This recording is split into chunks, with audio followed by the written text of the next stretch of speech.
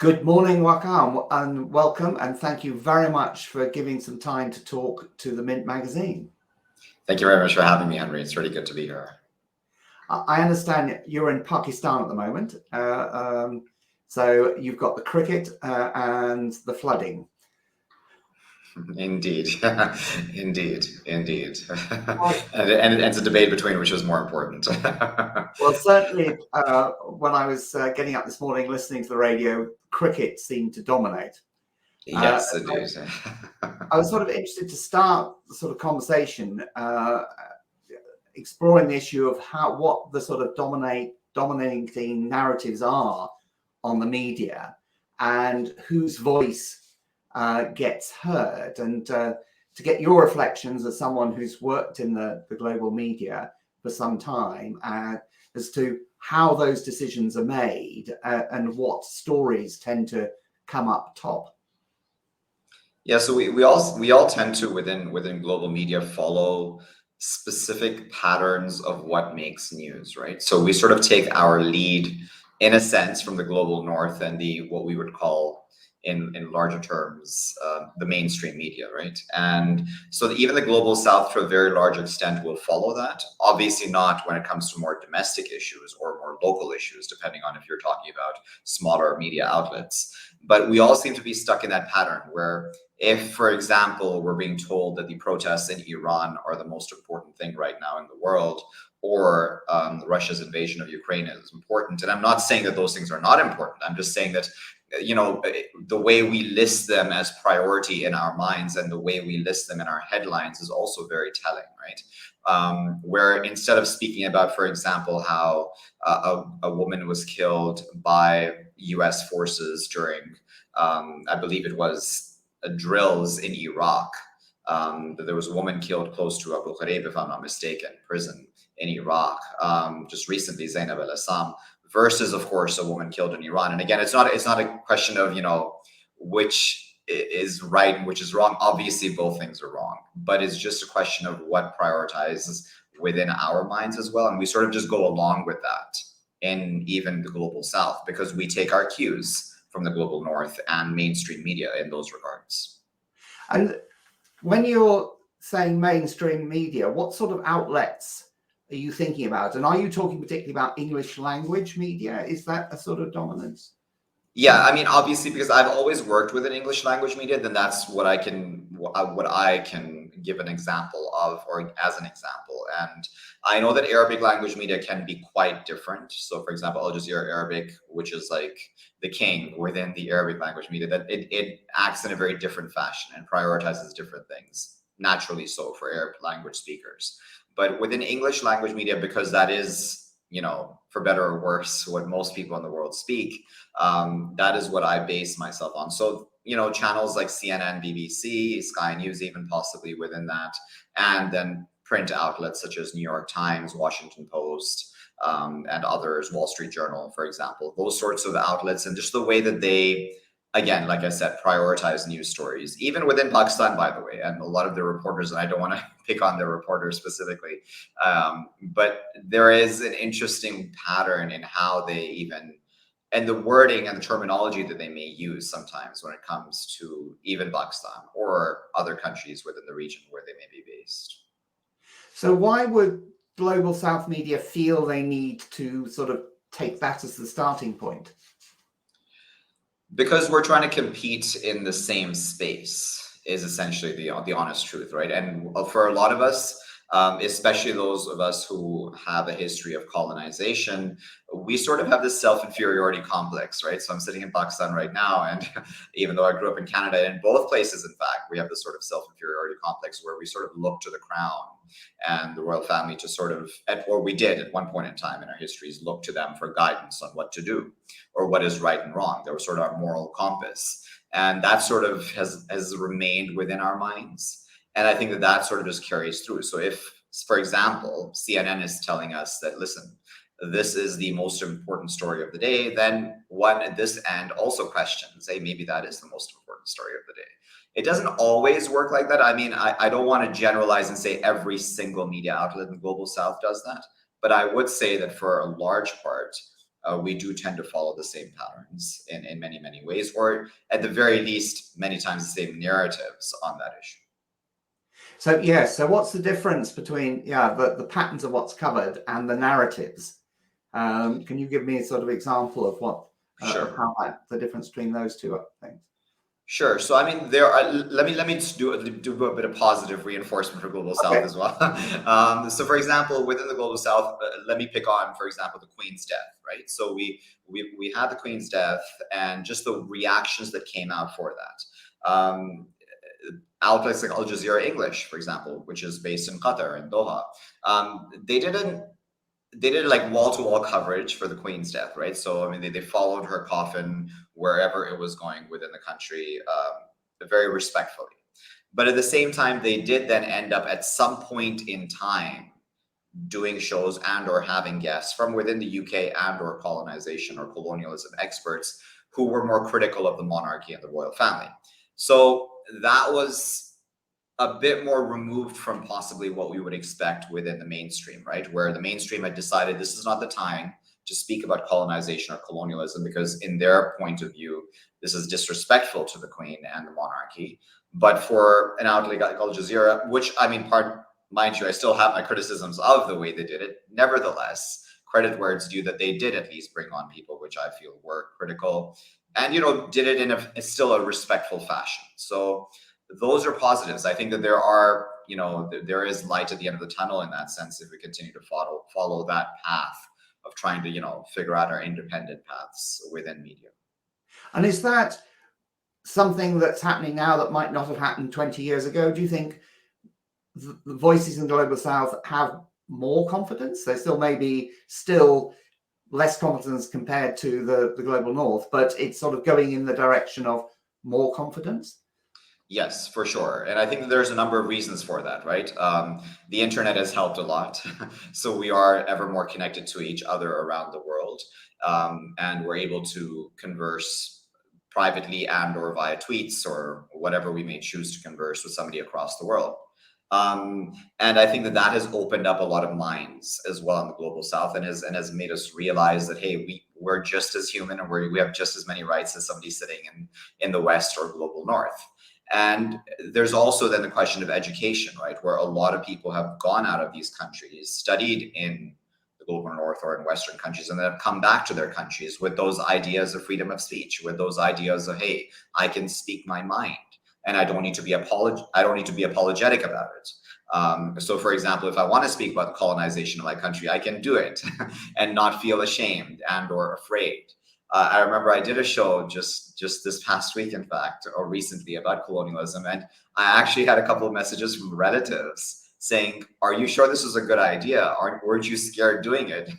And, this is in an independent Pakistan. We've been independent since 1947, but still, there are people who are afraid of it. But yeah, I mean, I believe that there is, on a very large part, a lot of progress in that regard, where I think we are on the right path. And just going back to the issue of the floods in Pakistan, which have got onto the media, the mainstream media, to some extent, haven't they?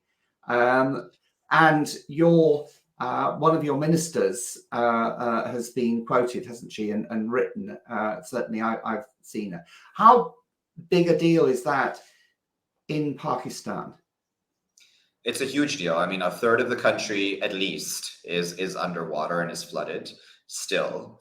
And we have about 33 million displaced. That number probably is a lowball estimate. And yeah, Sherry Rahman, who is the Minister for Climate Change in Pakistan, she's been very vocal about the fact that, Pakistan emits less than 1% of emissions globally. And at the same time, it's going through a lot of the consequences of what industrialized nations have done, in fact, to our global climate. That's not to say that Pakistan does not have a responsibility in this regard. I don't want to completely give carte blanche or, let the government off scot-free. But nevertheless, when we talk about things like reparations, which Sherry Rahman has, saying that, the global north and or Western countries or industrialized countries, however we want to term them, that they are responsible for these emissions. The fact that we are having these rains and the fact that 7,000 of our glaciers are currently melting in this country. So, I mean, rains is one thing. That's why we've had this flooding this year. The monsoon rains have been extreme. But then once the glaciers and that flooding also gets to a certain point, then that's going to be a whole other ball game on top of monsoon rains, which are a yearly occurrence anyhow. So, I mean, there's a lot to say there. Certainly economically, this is devastating too, because the people that are most affected, as unfortunately there always are in such situations, are the most poor. And the breadbasket of the country, essentially, in many regards, where a lot of farmland, a lot of fishermen have been affected. That will affect us this coming winter. What are we going to do for crops? There may very well be shortages of key items in this country as well. And sure, we're getting coverage in global media. Even a lot of foreign correspondents are coming here and doing their due diligence, where they're traveling to those flood affected areas. But when it really comes down to it, and when the cameras move away, who's going to continue to stay here and ensure that those people are housed? Or who's going to help us pump that water out of those areas? Those are things that we as a country cannot do alone completely, simply because we do not have the financial means to do that all.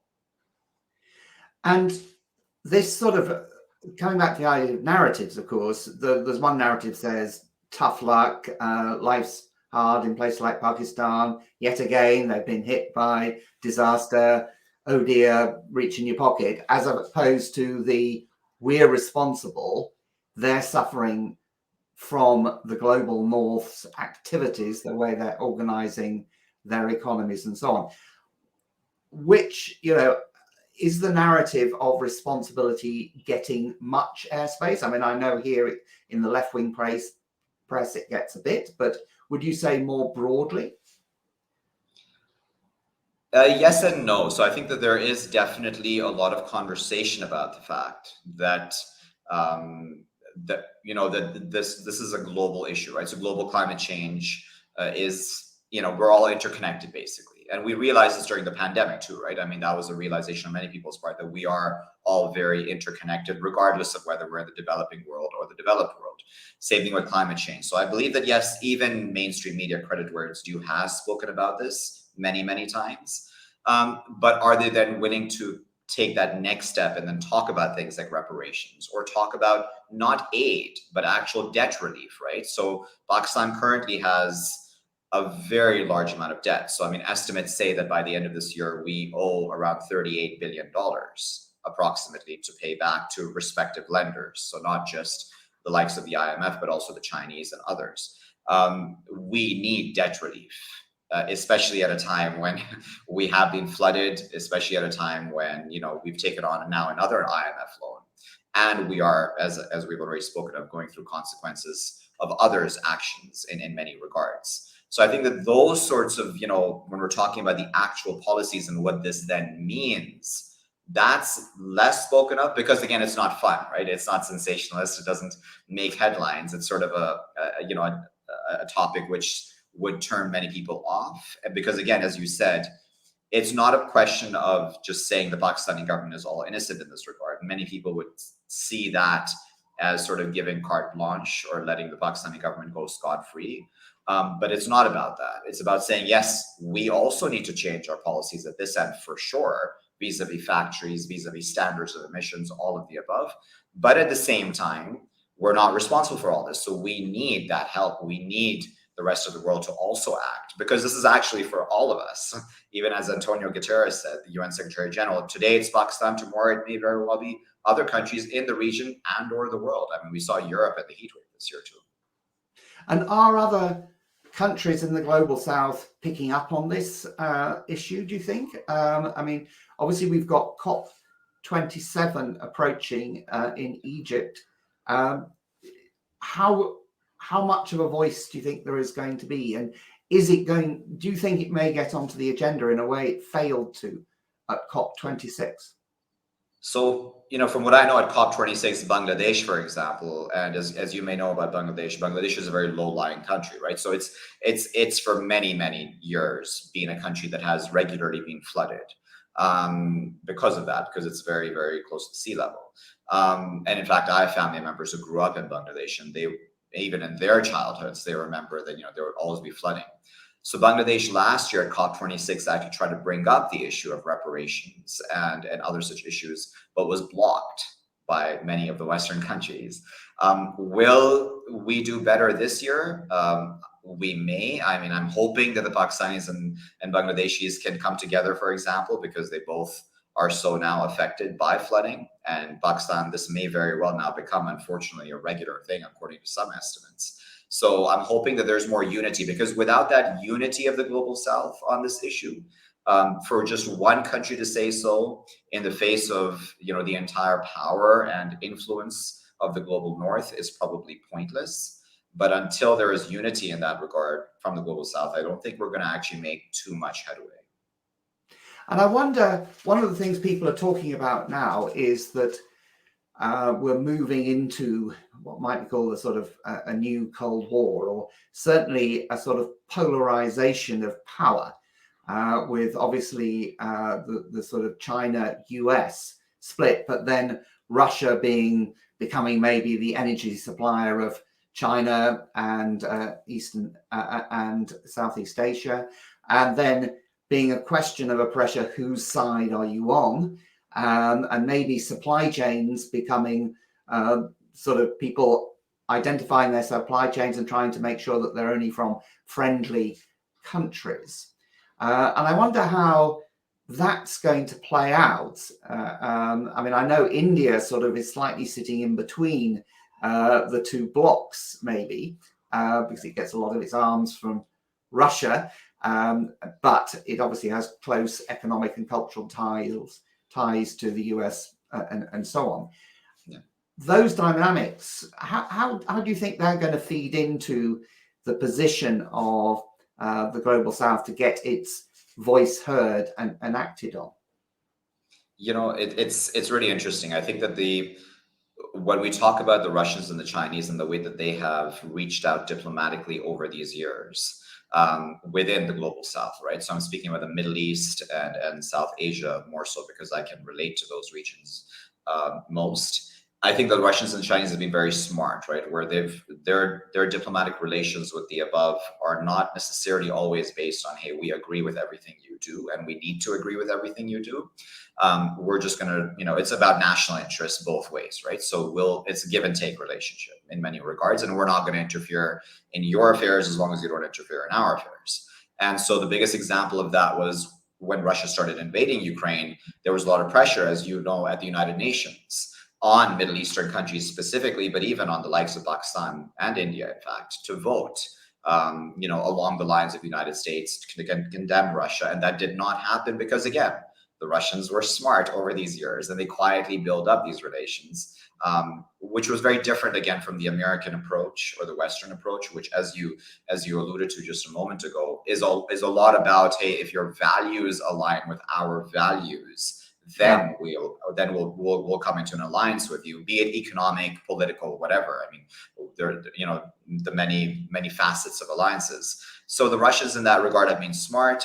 The countries in this region in the global South are also now smart, right? Where they know that to protect their own interests, they need, in some ways, balanced relations with both sides. So even for Pakistan, you know, the relations with Russia are okay. I mean, they're not bad. And we have not condemned Russia outright because, again, we can't. You know, we have relations with the Russians. There is a bit of a give and take relationship there. With the Chinese, we have very deep relations because we have an entire economic corridor. We have a lot of the BRI infrastructure being built in this country, roads that the Chinese have built in the north, good infrastructure for us, for our future, possibly very positive, you know, projects. So, yeah, I mean, when the Americans come in, they expect us to sort of bow down, but the Russians and Chinese don't always expect that. They sort of, you know, it's sort of like, hey, what can we do to make it easier for us to then get what we want to? And that's a very different way of approaching things, I think. So could that mean that the sort of Western alliance, such as it is, will have to work harder? If, you know, it might begin to realize that, hey, we need these friends, we need Pakistan, we need India on board, so forth. And actually, that means we're going to have to actually meet some of the demands, such as maybe reparations or more help, actually coming up with the money rather than just pledging it? I think that, yes, I think that the West has not completely woken up to that fact yet, right? So I think that there's still a bit of naivete on the West part in that regard. I'll give an example. So during the pandemic here in Pakistan, the Chinese were the first ones to swoop in and give the country a lot of vaccines.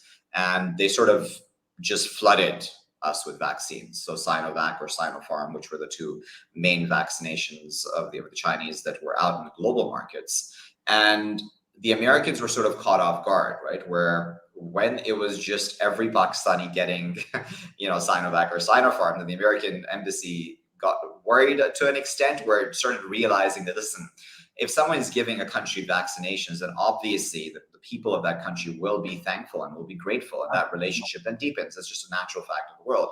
And so the Americans then started realizing, hey, maybe this whole vaccine hoarding policy was not actually a good idea. Maybe we should have been, maybe we should have been looking into, sharing America vaccines to first. everyone. I mean, reverberations of America first, isn't it? Exactly. And so now, I mean, all this time later, we have Pfizer now within the market. And even myself, I've been boosted by Pfizer twice, but it took a while for the Americans to make that move. And now the Americans are making this, and they have a very good and strong PR campaign, even within Pakistan, where through their embassies, social media outlets, and social media platforms, they are speaking about, hey, we've been so generous to the Pakistani people. We've given all these Pfizer vaccines, but they lost that initial battle where it really counted.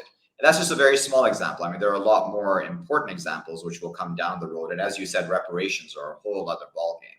I don't even think that's on their radar right now, because right now everyone's just obsessed with Russia, Ukraine, rightfully so or wrongfully so, that can be debated. But nevertheless, you need to also realize that you may very well, the West may very well start losing more influence over the regions in the global South if, again, it's not smart about how it does outreach.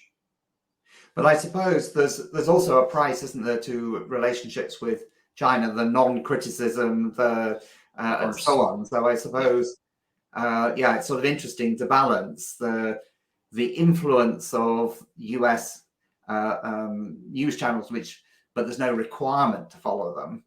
Yeah. Whereas if presumably Pakistan started being at all critical of Chinese actions, or then the repercussions would be quite substantial, wouldn't they? Yeah, no, I mean, I should probably clarify, and you're right to make that point, because I think that the Russians and Chinese, we should be careful in the global South to not allow one, for lack of a better word, colonizer or master, even if I may say that, to be replaced by another, because that just is not healthy for us, right? And so the Russians and Chinese, especially the Chinese, hate criticism, and that would affect relations, right? So in Pakistan, yes, right now, in fact, we have to be very careful within the country, within local, national media. There's very little criticism of the Chinese. So Xinjiang, the Uyghur issue, or even other issues of, the Chinese maybe involved in other places in the world, which we should be criticizing, which are genuine issues of human rights and or other such issues. But we've sort of had to mute ourselves because, again, the Chinese have the upper hand right now. They're the ones who can make the investments. They're the ones who can build us the vital infrastructure. And of course, they're going to ask for, for carte blanche support in return. Yeah. So trying to tread that line between keeping both on side, I mean, I suppose both sides, the big powers will say either you're with us or against us, maybe. And there could be some very difficult choices, couldn't there? Yes, no, it's definitely not easy. I don't think there is an easy way to make those decisions. I'll be 100% honest with you.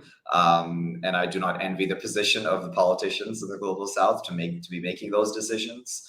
We've seen examples of that even in Sri Lanka, where ports under Chinese control, or in other places within the global South as well, where there's a lot of debate about these sorts of things, right, in those countries as well. Because then the Americans get angry and say, okay, then we're not going to give you as much aid, or we're not going to help you as much economically either.